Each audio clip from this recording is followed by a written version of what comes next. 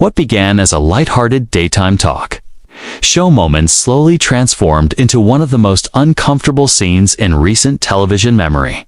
Noah Schnapp, the Stranger Things star adored by millions around the world, arrived on the Kelly Clarkson show expecting a routine promotional interview.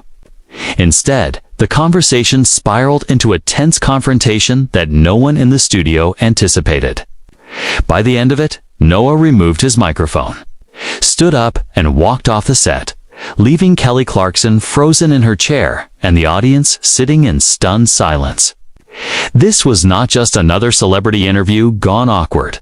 It was a collision of two opposing perspectives, unfolding live on television, with neither side willing to step back. The interview began exactly as viewers had come to expect from Kelly's show. The atmosphere was warm and welcoming, the kind of environment Kelly has built her reputation on over the years. She greeted Noah with genuine enthusiasm as he walked onto the stage to loud applause from an audience, clearly filled with Stranger Things fans. Noah smiled, waved, and settled comfortably into his chair, relaxed and confident, like someone who had done this countless times before. At only 20 years old, he had already spent most of his life in front of cameras, and he understood the rhythm of these interviews well. Kelly opened with familiar ground, asking about Stranger Things, the highly anticipated final season, and Noah's character, Will Byers. She asked what it had been like growing up on one of the biggest television shows in the world. Noah responded thoughtfully, sharing behind-the-scenes stories and expressing gratitude for the experience that had shaped his life. The audience laughed along with his anecdotes, and for a while, everything felt easy and natural. This was the kind of light, entertaining conversation daytime television thrives on. Then the tone shifted. Kelly, known for occasionally steering conversations away from safe, pre-approved topics, moved into deeper territory. She explained that she wanted to talk about Noah beyond his role on screen. She brought up his social media presence, noting that over the past few years he had been outspoken about political issues and current events. At first, it sounded like a familiar discussion, one often framed positively when young celebrities use their platforms to speak about what they believe in. But Kelly's tone grew more serious as she leaned forward, signaling that she was heading somewhere specific. She mentioned the controversy surrounding Noah's online posts, pointing out that while many people supported him, others felt he had been insensitive or had not fully grasped the complexity of the issues he commented on. Kelly said she wanted to give him the opportunity to explain his perspective so viewers could better understand where he was coming from. The shift in Noah's body language was immediate. His relaxed posture vanished, his jaw tightened, and he sat up straighter, clearly weighing his response.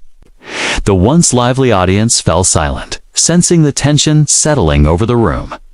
After a brief pause, Noah took a breath and said that he appreciated Kelly's intention to have a real conversation. But he felt the question itself was already rooted in assumptions about his motives and understanding. The air in the studio grew heavy as it became clear this interview was no longer following a scripted path. What started as casual daytime television had turned into a moment of raw discomfort, with everyone watching, waiting to see how far the clash would go. Noah said that labeling his posts as controversial was not something he agreed with. He explained that much of the criticism he receives comes from people who either misunderstand his intentions or refuse to engage with perspectives different from their own. His words were carefully chosen, but there was a sharp edge in his voice now, a clear sign that he was growing frustrated with the direction of the conversation. Kelly responded calmly, saying she was not trying to attack him or twist his words. She explained that she was simply acknowledging the fact that his posts had sparked widespread discussion and that even some of his own fans had expressed concern about what he shared online. She went on to say that with such a massive platform, especially one followed by young people, comes a responsibility to be thoughtful about messaging. Her tone suggested she believed she was being fair, offering him an opportunity to clarify rather than criticizing him outright. But Noah did not see it that way. He pushed back, saying that he is always thoughtful about what he posts, and that disagreement does not automatically mean irresponsibility. He pointed out that Kelly herself has opinions that not everyone agrees with. And having a platform does not mean staying silent on issues that matter simply to keep people comfortable. Noah added that the idea young people should be more careful with their opinions than anyone else felt condescending. To him, it sounded like an assumption that he had not thought things through simply because of his age. By now, the tension in the studio was undeniable. This was no longer a casual exchange between host and guest. It had become a debate, and neither side appeared willing to give ground. Kelly remained composed, but it was clear she was caught off guard by Noah's bluntness. As a seasoned host, she was used to guiding conversations. Yet this one was slipping beyond her control. She tried to regain footing by clarifying that she was not asking him to stay silent, only to consider the impact of his words.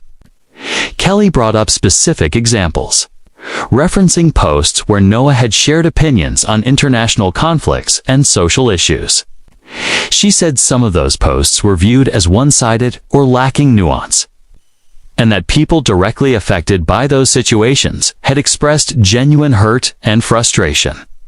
She asked him whether he could understand why those reactions existed. Noah answered immediately, his tone firm and unwavering. He said he absolutely understands that people hold different perspectives, but that does not make his own perspective invalid, nor should it require him to apologize for having one. He said the issues being discussed were incredibly complex and that no single social media post could possibly capture every dimension of them. He explained that he speaks from the information he has and the values he believes in. And while he is constantly learning and evolving, he refuses to pretend neutrality on issues he deeply cares about just to avoid backlash. Kelly pressed further, saying the issue was not neutrality, but empathy. She emphasized that words carry power and that some of the communities criticizing his posts were historically marginalized groups, whose concerns deserved to be taken seriously. She said growth involves listening to criticism and reflecting on it, and that dismissing people's hurt as mere disagreement missed the larger point. That was the moment the conversation truly escalated. Noah said he had listened to criticism and had engaged with people who disagreed with him in good faith. But what was happening now felt different. He said this no longer felt like a conversation, but like an interrogation. He reminded her that he had come on the show expecting to talk about stranger things, not to be put on trial for his personal beliefs in front of a live audience. He said it felt like a setup, and that if discussing his social media activity had been the goal, he should have been told beforehand. Kelly's expression hardened. She responded that everything discussed on her show was fair game, and that Noah was a public figure who had chosen to be outspoken on contentious topics. She said that using a platform in that way meant being prepared to defend those views and engage with opposing opinions. To her, this was accountability. And refusing to engage was part of the problem. Noah shook his head and said there was a clear difference between accountability and ambush. And this felt like the latter. He said the conversation had been framed in a way that assumed he was wrong from the very beginning, and that no matter what he said, it would be twisted to paint him as insensitive or ignorant. He said he came on the show in good faith.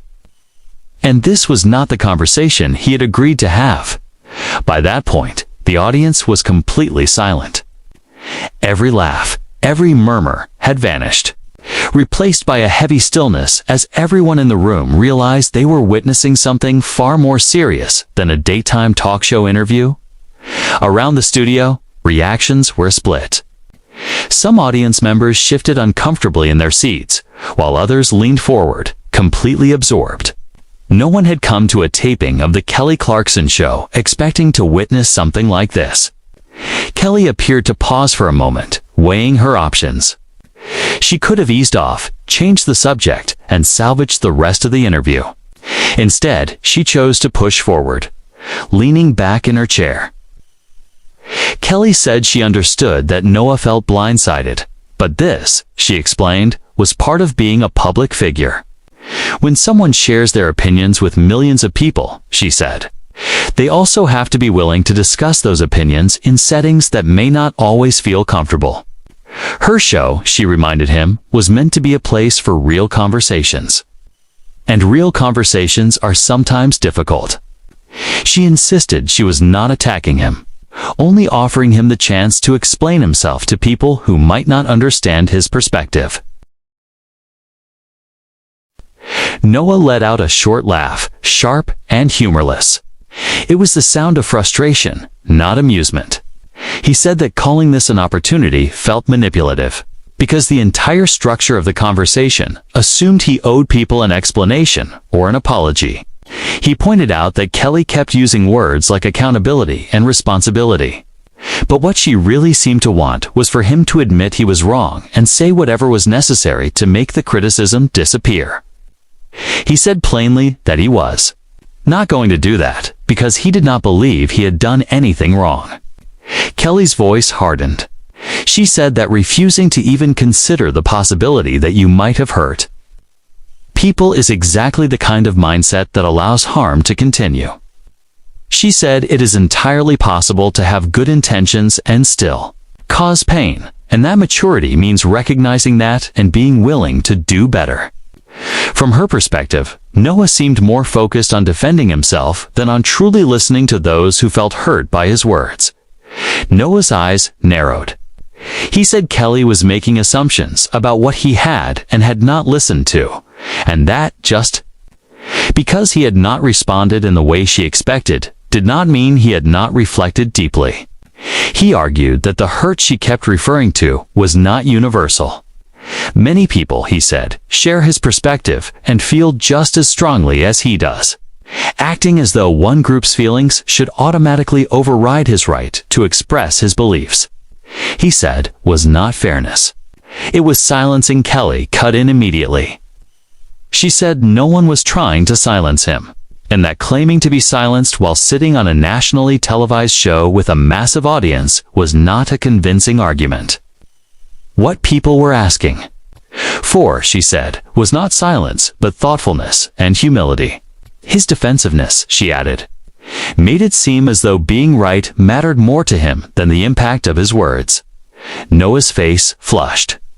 He accused Kelly of doing exactly what he had just described, twisting his words to make him look bad. He clarified that he had never claimed he was being silenced in an absolute sense, but there was clear pressure to either change his views or stop expressing them.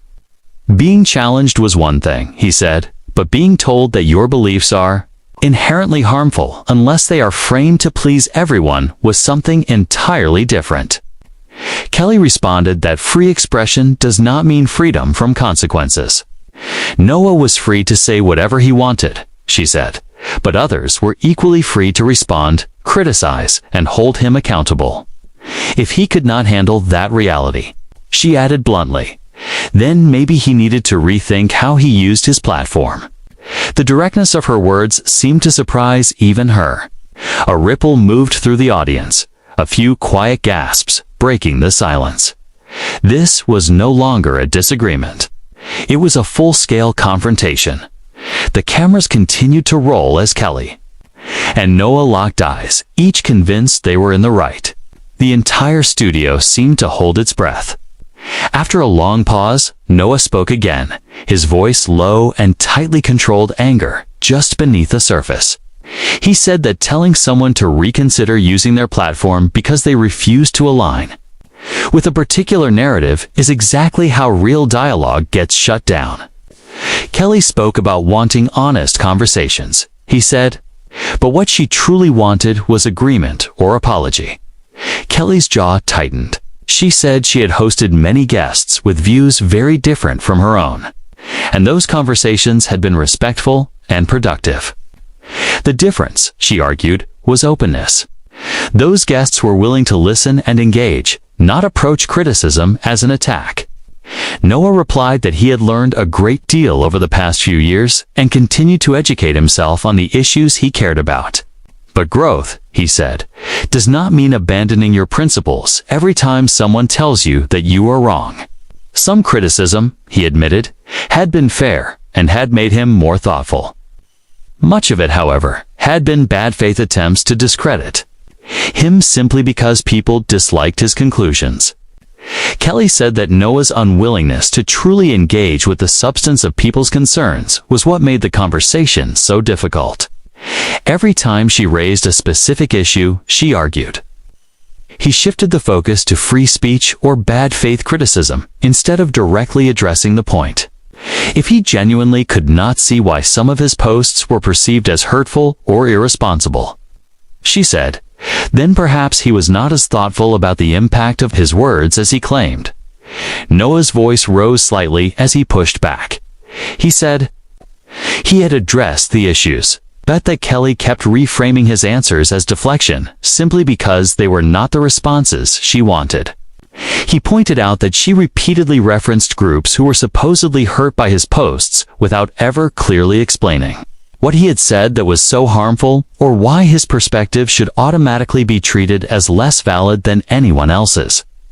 Kelly replied that she had already cited examples, referring again to his posts about international conflicts and social issues, which critics had described as reductive and lacking awareness of the lived experiences of people directly affected.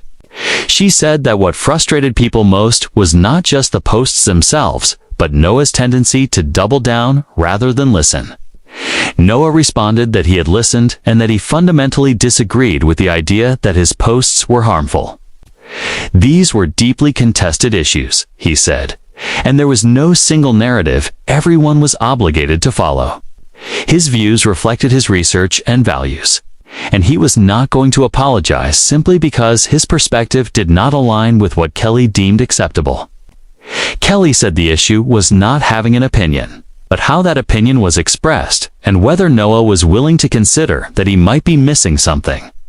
His insistence that he had done nothing wrong, she argued, and that all criticism was misguided or malicious suggested a lack of self-awareness. Noah replied that he was capable of admitting fault when he believed he was wrong, but not in this case. He said Kelly was asking him to confess to wrongdoing he did not believe he had committed.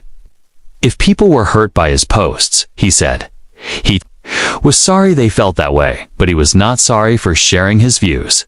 Kelly looked almost incredulous. She said that apologizing for people's feelings without taking responsibility for the action itself was not an apology at all.